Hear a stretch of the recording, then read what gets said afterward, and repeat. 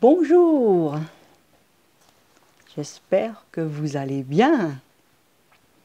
On continue l'aventure avec les 22 arcanes du tarot de Marseille et cette fois avec l'ermite, le sage. Il y a beaucoup de ressemblances avec Saturne. Il parle de temps,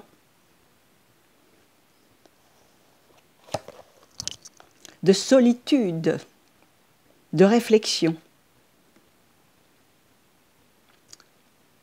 de vieillissement.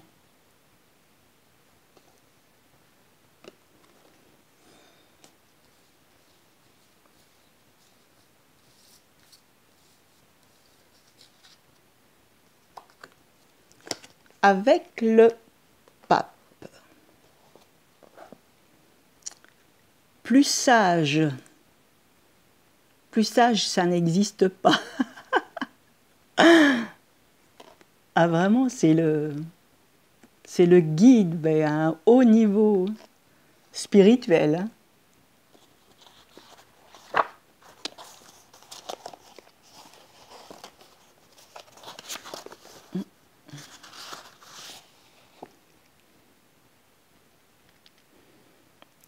Après de nombreux efforts, le contrat ou l'accord sont signés. Qu'est-ce qu'on pourrait voir encore? De toute façon, il y a quand même le facteur temps. Hein. On ne prend pas les décisions à la légère. Hein. C'est quand même bien étudié quand même avant de signer quand même. Hein.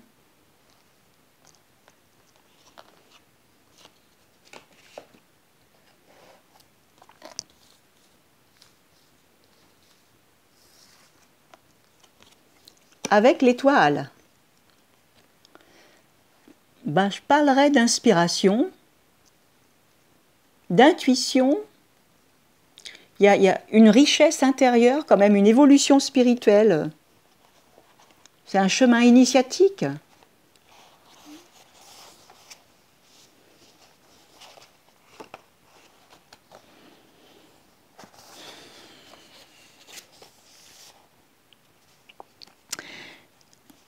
Avec l'étoile, on parle d'œuvres littéraires ou historiques particulièrement inspirées, une recherche qui aboutit, un succès scientifique. Ouais, c'est ce que je pensais aussi. Hein. Quelque chose voilà, qui apporte quand même une grande joie, une grande satisfaction. Mais il faut quand même le travail, parce qu'avec l'ermite, il y a toujours le facteur temps, la réflexion, le temps nécessaire avant l'élaboration, avant le résultat. Mais avec l'étoile, c'est vrai que ça apporte vraiment une certaine chance dans ce qu'on entreprend, quoi. Il y a un aboutissement de quelque chose.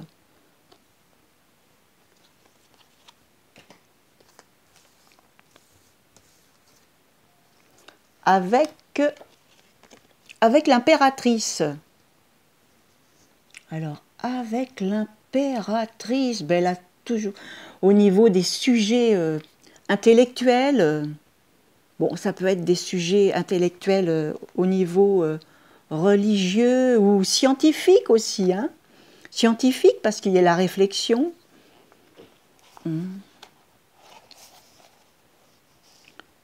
Est-ce que ça peut parler d'examen?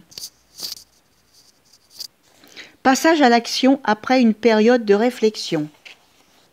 Je pense que ça peut aussi... l'aboutissement après une période d'examen, vous voyez, ou une formation pour apporter, j'irais, des connaissances supplémentaires, vous voyez, parce que, voilà, il faut que ça apporte quelque chose. On ne fait pas les choses comme ça. C'est pas, vous voyez, je dirais la différence entre le fait d'écrire une lettre, comme ça, de l'envoyer à un ami, et de préparer, vous voyez, d'écrire un livre avant qu'il soit édité. C'est deux choses différentes.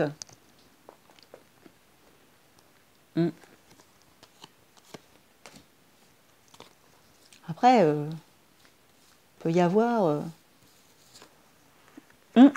Tiens, ça, c'est intéressant.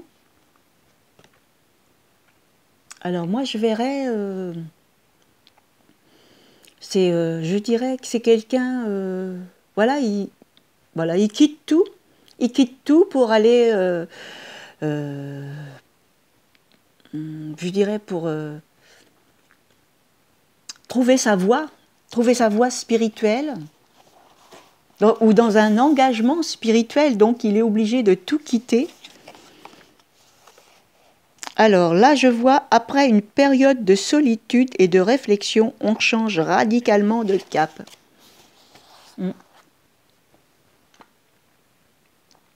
Moi, je dirais qu'on change tout pour aller vers l'essentiel. Vous voyez ? Et pour aller vers cette ouverture de conscience, eh ben, on est obligé de passer par le mât. Vous voyez, quelquefois, on est obligé de perdre quelque chose pour gagner autre chose. Et je pense qu'on peut le percevoir avec le mât et l'ermite.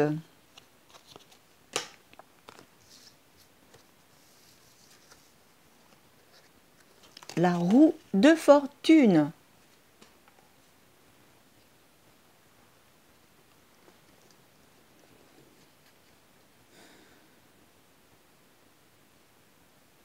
Je dirais que au niveau scientifique, on fait il y a des révélations, on trouve quelque chose de nouveau complètement. Voilà, c'est.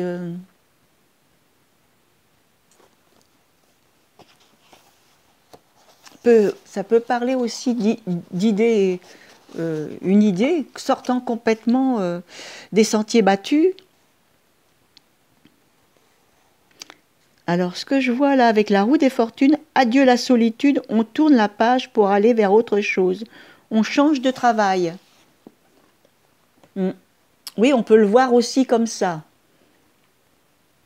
Mais moi, je le voyais aussi au niveau scientifique et au niveau spirituel aussi.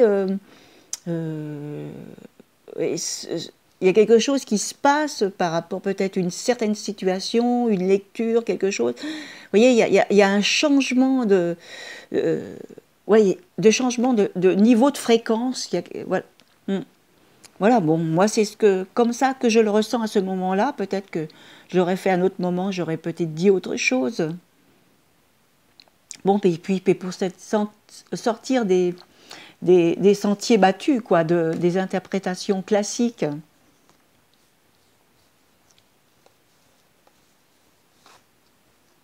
Ah, avec l'amoureux. Alors, l'amoureux,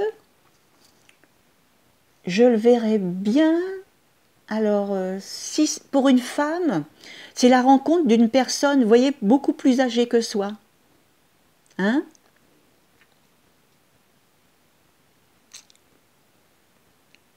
Et je dirais aussi que, par exemple, dans un couple, vous voyez, il peut être soutenu par une tierce personne pour apporter des conseils. Mais bon, c'est vrai qu'on peut aussi le faire, peut aussi avec le pape, mais alors l'amoureux, une situation délicate demande réflexion. Un homme solitaire rencontre l'amour. Ah oui, ça on peut le voir comme ça aussi. Mais du fait aussi que l'ermite, il est associé aussi à la vieillesse, à une personne aussi d'un certain âge, vous voyez, après la cinquantaine, 60. Donc, voilà, peut-être aussi, c'est vrai qu'une personne d'un certain âge rencontre l'amour et après une longue période de solitude, oui, ouais, on peut le voir aussi comme ça. Et puis bon, on peut le voir au niveau des associations. Oui, peut-être aussi cette personne, justement, cette personne d'un certain âge, eh ben, elle rencontre aussi des personnes beaucoup plus jeunes, hein, ou un couple d'amoureux. Oui, ben là, je reviens aussi. Hmm. Oui, il y a des associations, c'est pas évident d'interpréter. Et parce que l'ermite est quand même une carte assez solitaire, donc avec certaines cartes, c'est pas... là, je vois avec la maison 8. Alors là, je vois au niveau de la justice un dossier quand même qui demande une réflexion. Hein, c'est un gros travail laborieux. Là, je vois un nouvel équilibre se crée après une période solitaire et laborieuse. Succès dans les examens.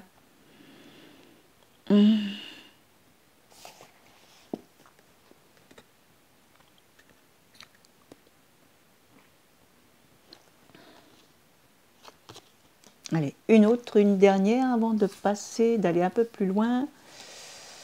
Tralitata. Alors, avec la Lune. Alors déjà, en astrologie, la Lune et Saturne, c'est vrai que ça peut parler d'une certaine forme de consolidation, mais là, la Lune et Saturne, période de restructuration, intérieur, travail de thérapie, psychanalyse. Ah, yes. Oui, c'est un gros travail psychologique, quoi. Hum, hum.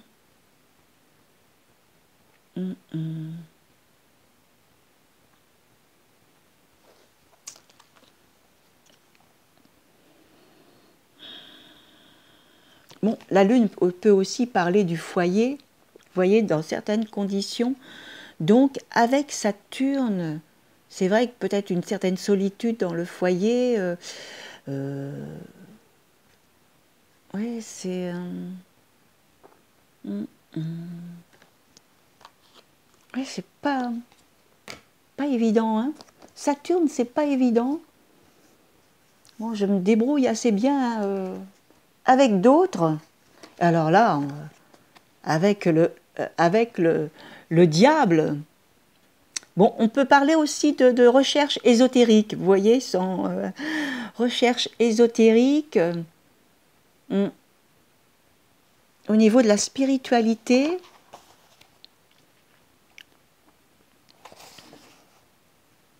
Alors, avec le diable, un homme redoutable, grand travailleur et grand manipulateur. Mais bon, moi, je verrais plutôt par rapport à ce que j'ai dit. Et peut-être au niveau de l'argent, il y a une certaine attente. Vous voyez, il y a un facteur temps. Si vous attendiez une certaine somme d'argent, parce que le diable est en lien aussi avec l'argent. Hein.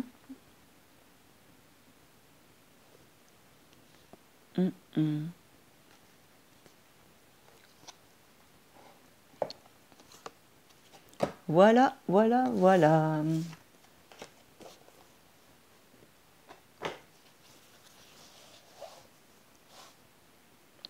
Alors, au niveau de la personne, je suis endurant, je vois loin, je pense à ma retraite, je me soigne. Au niveau du verbe, se détacher, voir venir, être patient, soigner, méditer. C'est vrai qu'il y a un lien avec la méditation, hein, l'ermite, le fait de prendre du recul, d'être patient. Alors, au niveau de l'état, c'est-à-dire l'état d'être, hein, c'est pas l'état au niveau politique. Isolement, propice à la réflexion, austérité, chasteté, célibat. Au niveau de l'événement, découverte d'un remède secret, dévoilé, le temps agit. Et comme je vous l'ai dit, c'est vrai que il y a un facteur temps.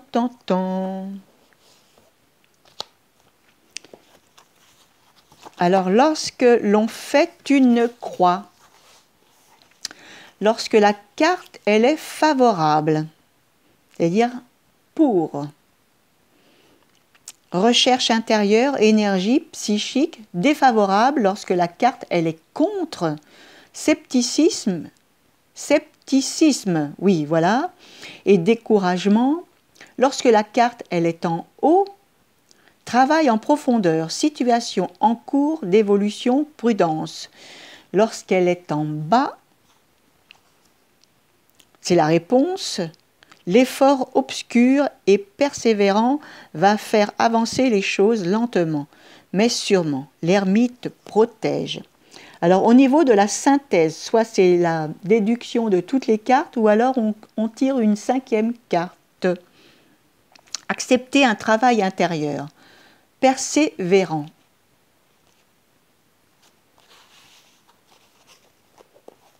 Avec le tarot sacré. J'utilise toujours les mêmes livres pour apporter quelques informations supplémentaires. Un autre extrait est là avec le langage secret du tarot.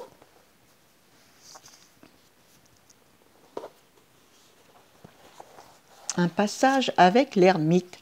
Maintenant, regardons l'arcane 9. L'ermite. Comme toujours, je te laisse faire le travail des couleurs, des positions du corps. Que se passe-t-il? Un homme debout, tient une lanterne et un bâton. Avance-t-il? Point d'interrogation. Est-il arrêté? Point d'interrogation. Revient-il sur ses pas? Point d'interrogation.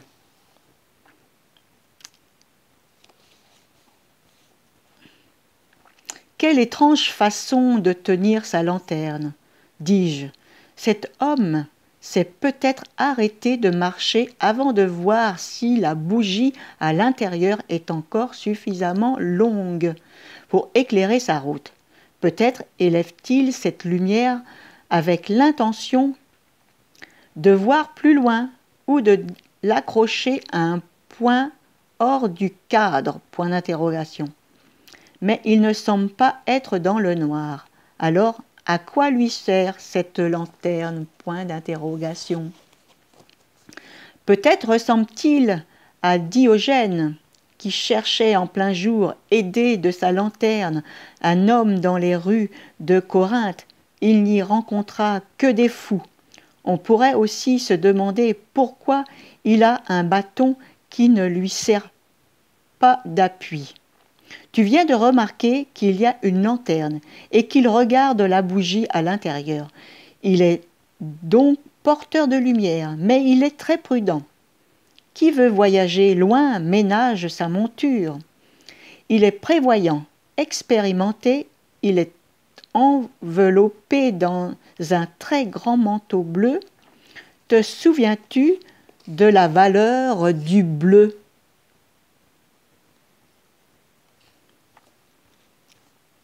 C'est la réceptivité, la tranquillité, c'est la couleur de la mer. Tu as vu qu'il a du rouge sous ce manteau bleu? Oui, mais ce rouge n'est pur que dans la lanterne et à la hauteur de sa poitrine. Etc., etc.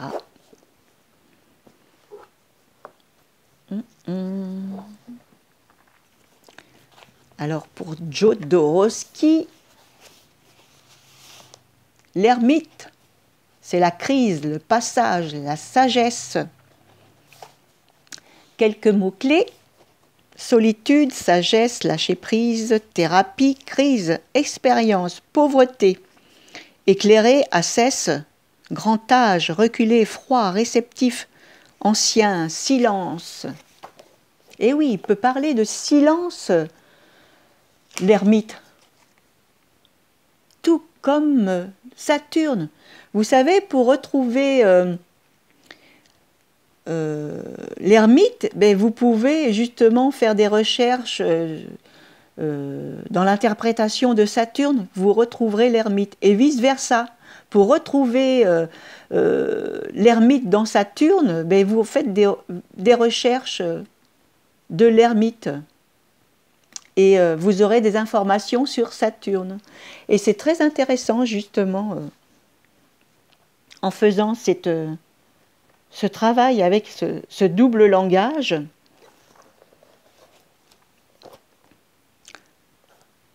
Alors, un autre extrait, et cette fois de ce livre, une approche moderne d'une tradition millénaire. Bon.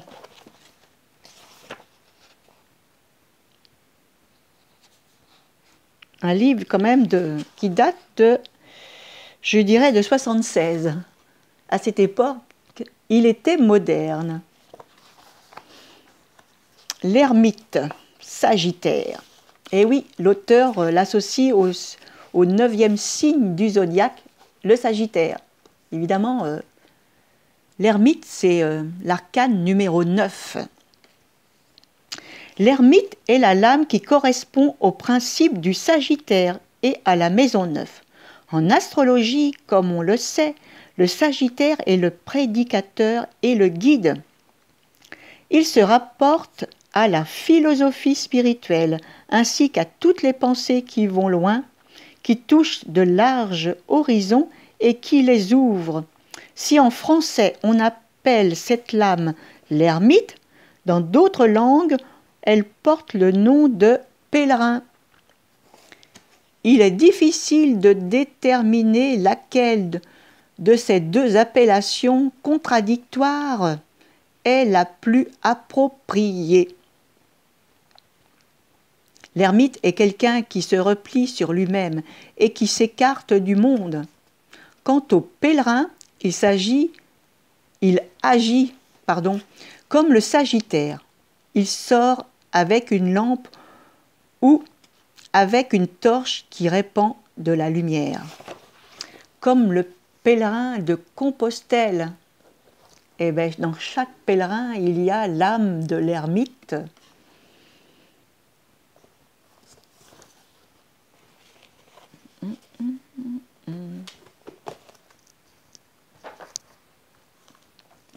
Et quelques mots-clés, comme je vous l'ai déjà dit, des significations possibles proposées par de multiples chercheurs et que vous pouvez retrouver la liste complète des 22 arcanes sur le site de Alexandro Jodorowsky. Bon, alors maintenant, il faut que je retrouve la page. Voilà.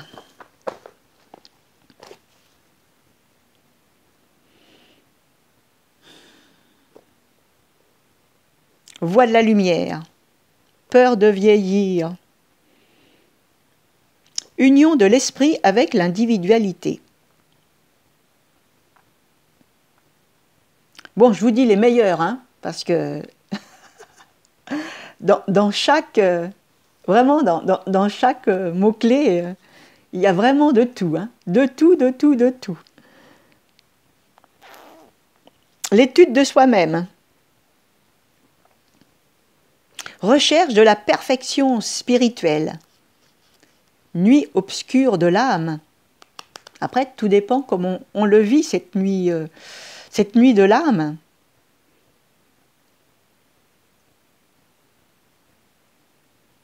Enseignement de la méditation.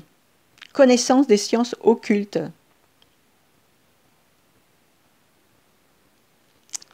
Pèlerinage, évidemment, j'en ai parlé tout à l'heure. Maître secret. Médecin de l'esprit, âme, corps. Possède sa vie intérieure propre.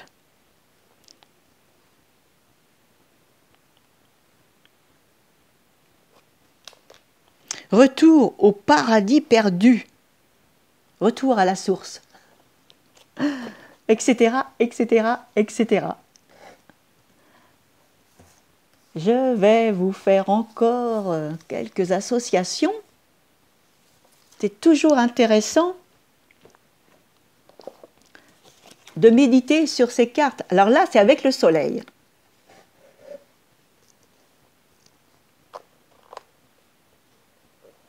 Là, je dirais que c'est une source d'inspiration intérieure. Hein. C'est un guide qui est vraiment... je vois une période de succès et de rayonnement. Après un gros travail, un homme seul rencontre l'amour. Évidemment, le soleil aussi est associé à l'amour. Parce que c'est la pleine lumière. Et on peut dire aussi, c'est une personne aussi qui a été vers l'aboutissement d'une quête, vous voyez, d'une quête spirituelle. Un éveil. Voilà, je parlerais bien d'éveil spirituel aussi, oui, il y a l'aboutissement de quelque chose par rapport à l'ermite qui est passé quand même par un chemin initiatique. Vous voyez, c'est l'alchimiste aussi, hein, l'ermite. Hein. Et là, on peut dire aussi qu'il a pu aussi trouver la pierre philosophale. Vous voyez ?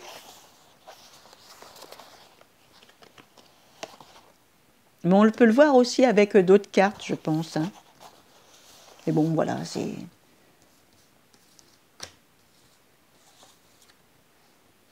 Alors, avec 11, la force, que la force soit avec toi. Je vois deux caractères opposés qui peuvent soit s'affronter, soit se compléter. Période difficile où tout semble lourd et pesant. Et moi, je vois aussi, il peut y avoir être une force intérieure aussi qui permet de soulever certaines montagnes. Vous voyez ? Certaines montagnes, soulever les montagnes, oui, c'est une expression. Hein. Si,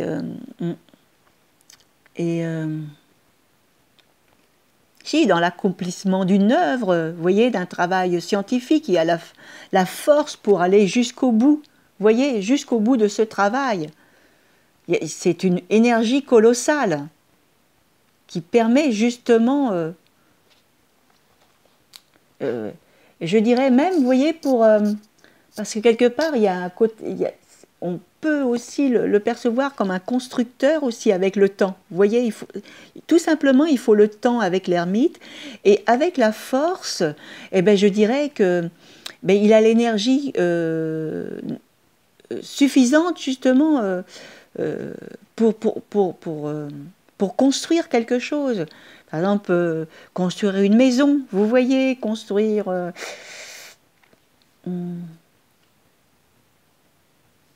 Si on est vers une création, vous voyez, c'est le temps nécessaire à la création, et cette énergie aussi qui est disponible. Vous voyez, il y a beaucoup de choses on peut voir comme ça, et il suffit de se connecter à son intuition, parce que, vous savez, on est avec les tarots, il y a beaucoup de choses qui se sont dites, mais on peut en découvrir encore, parce que c'est infini. Il n'y a pas de fin dans la connaissance. Avec l'empereur, là c'est du costaud quand même. Hein. Là il réfléchit, mais vous voyez, regardez les personnages. L'empereur tourne le dos à l'ermite, donc il peut y avoir un désaccord. Deux hommes se rencontrent, un homme solide et persévérant. Mais si je vais de l'empereur à l'ermite, rencontre avec un homme plus âgé. Une grande période de travail, de réflexion, voire d'isolement. Là, elle n'en parle pas dans le livre, mais moi je vois, regardez bien, quand même, ces deux personnes, vous voyez, l'ermite quand même, il est derrière, c'est-à-dire que l'ermite aussi peut soutenir l'empereur, mais voilà, il peut le soutenir au loin, quoi, comme par exemple un prêtre, un religieux, vous savez, qui est en prière et qui va soutenir quelqu'un qui est dans une difficulté ou voilà, qui traverse quelque chose d'assez difficile. Là, on peut le voir comme ça, mais vous voyez quand même que les deux personnages, quand même, ouais, l'empereur, il tourne le dos à l'ermite. Et c'est vrai que on ne peut pas aller... Même si on change, vous voyez, même si on change, c'est l'ermite là qui tourne le dos à l'empereur. Et donc, moi je dirais quand même, avant d'avoir un accord, avant de partager des opinions, vous voyez, bon, il y a un certain temps, il faut vraiment que... Voilà, il faut trouver les accords, quoi. Vous voyez, ça ne se fait pas comme ça. Hein? Parce que l'empereur aussi, bon, quand il a quelque chose voilà, il a une certaine position, vous voyez bien avec son... et c'est pas quelqu'un qui va être emporté à quelque chose et se laisser influencer. Non, non. Je pense qu'il faut un certain temps pour qu'ils soient en accord, ces deux personnes. Hein. Au moins dans l'interprétation de ces deux cartes. Alors là,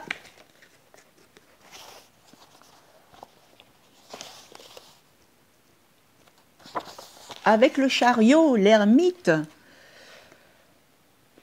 ben je dirais, si c'est au niveau du voyage, c'est un long voyage. Vous voyez, un voyage quand même assez long. Alors là, ça irait bien avec le voyage de Compostelle, vous savez, parce que c'était quand même un voyage qui est assez long, hein, parce que c'est quand même... les personnes, elles sont à pied, et c'est des kilomètres chaque jour à réaliser. Donc, ouais. Qu'est-ce qu'il nous dit là? Je vois un voyage culturel ou philosophique, vous voyez? Un succès mérité après un travail acharné.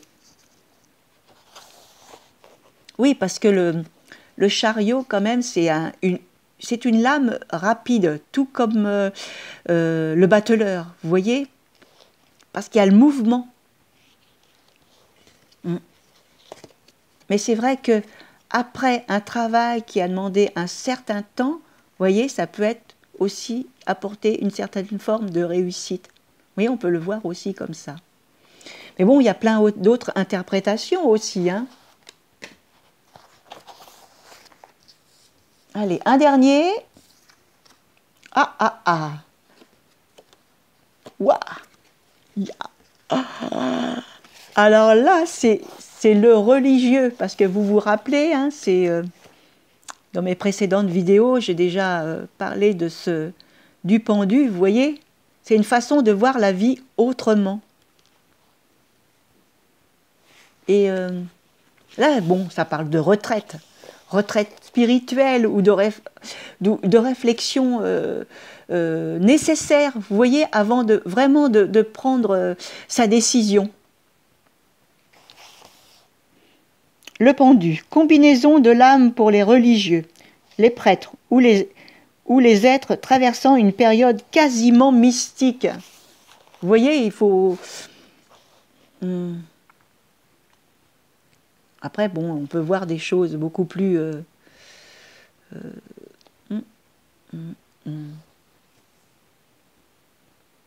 Bon, ça peut être aussi une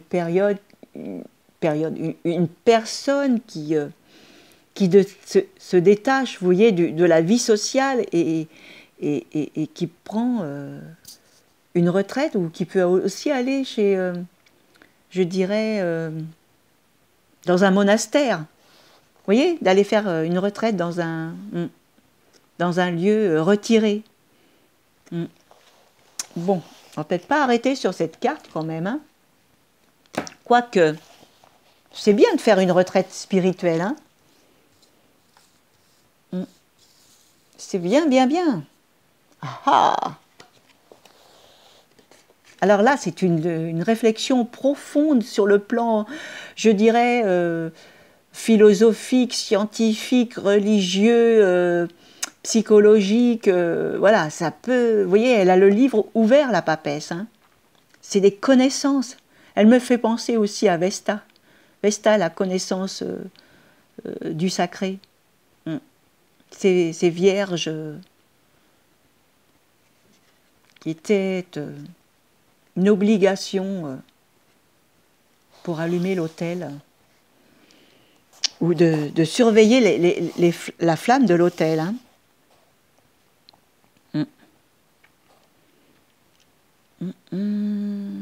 Rencontre d'un homme avisé et d'une femme sage, ou plus simplement de deux personnes d'âge mûr.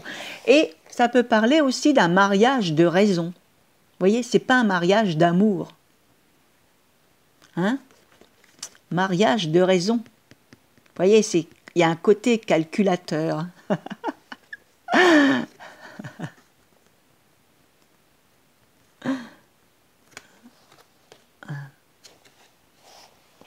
Alors, qu'est-ce que vous en pensez de mes interprétations? Ça éclaire? Ouais, bon. Peut-être arriver à toutes les faire, hein? Avec le monde. Le monde, le monde.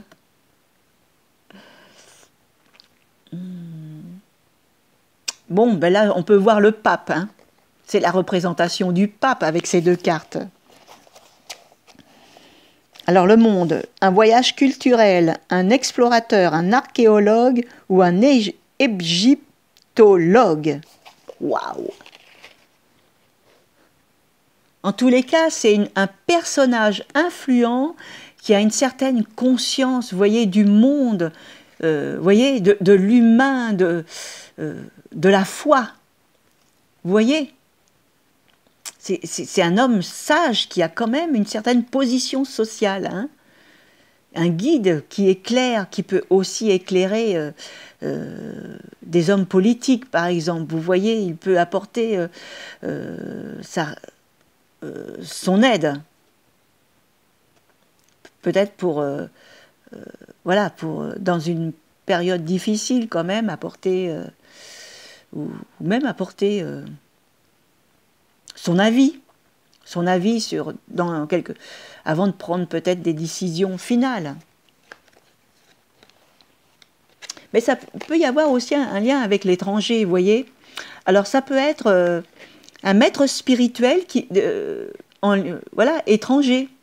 Vous voyez, on peut faire, par exemple, la rencontre de quelqu'un qui a eu un long cheminement spirituel, mais qui vient, vous voyez, qui vient d'assez loin. Vous voyez? Parce que le monde est en lien aussi avec l'étranger.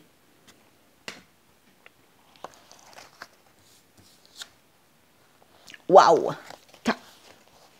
Bon, ben, il en reste encore 4. Là, j'aurais battu un record, hein, avec l'ermite. Hein.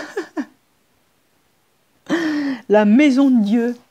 Alors là, ça peut être aussi une révélation spirituelle, vous voyez, parce que c'est pas forcément négatif, la maison de Dieu.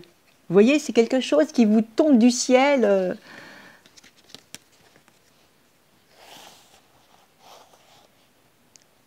Une période de remise en question brutale, un licenciement, un divorce.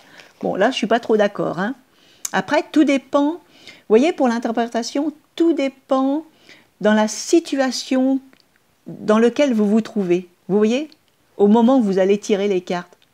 Après, il y a aussi qui peut se rajouter votre niveau de conscience. Vous voyez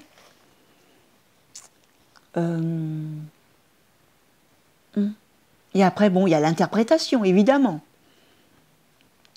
Parce que on peut être 10 à interpréter ces cartes, peut y avoir 10 interprétations complètement différentes. Hein? Bon, il peut y avoir aussi une moitié, par exemple, classique, d'une interprétation classique, et d'autres qui seront complètement marginales, quelque chose de complètement différent. Et qui donnera aussi à réfléchir. Parce que ça peut être aussi quelque chose, vous voyez, qui arrive comme ça et qui vous... voilà, qui... mais de toute façon, ça découle d'une réflexion. Oui, c'est d'un certain temps. Ouais, c'est...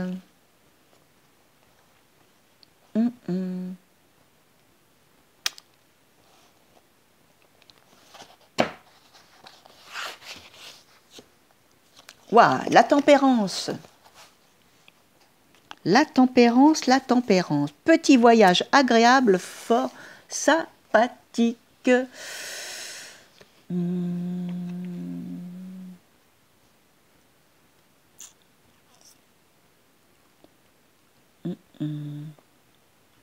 Bon, je vois pas... Je dirais de nouvelles idées. Vous voyez, on peut aller sur de nouvelles idées, sur quelque chose de complètement différent par rapport aux acquis. Vous voyez, là, c'est... hein? Ou alors, c'est... on peut être dans une réflexion et sans savoir quelle décision prendre. Vous voyez, il y a... Mais on peut aussi aboutir à quelque chose, à prendre quand même, mais bon, ça demande quand même, vous voyez, ça demande quand même une réflexion pour trouver la meilleure possible. Hein? Waouh!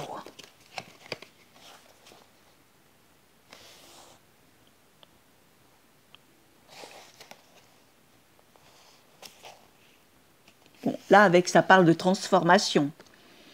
Transformation radicale. Alors... ah ouais, là, c'est un changement total d'idée, je dirais, de croyance. Un changement de croyance. Vous voyez, on va vers quelque chose de complètement nouveau par rapport à tout ce qui a été acquis antérieurement.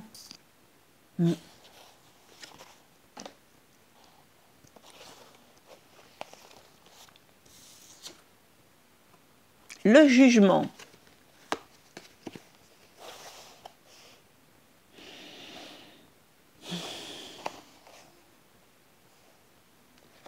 Bon, mais là, c'est quelque chose d'un renouveau quand même. Hein.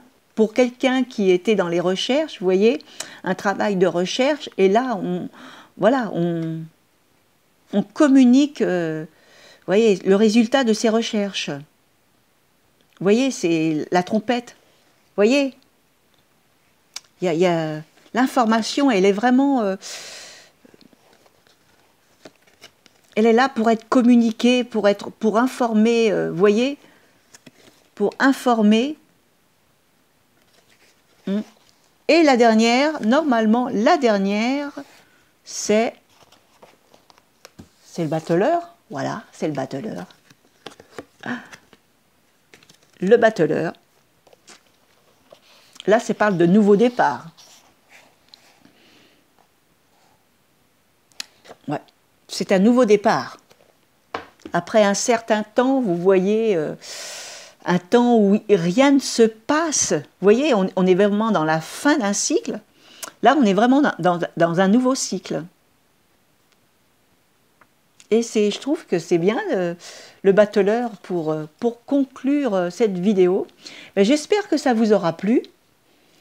Je vous remercie de votre écoute. Merci de commenter, de partager et de vous abonner. Double clic si vous voulez recevoir les notifications. À très bientôt pour de nouvelles aventures.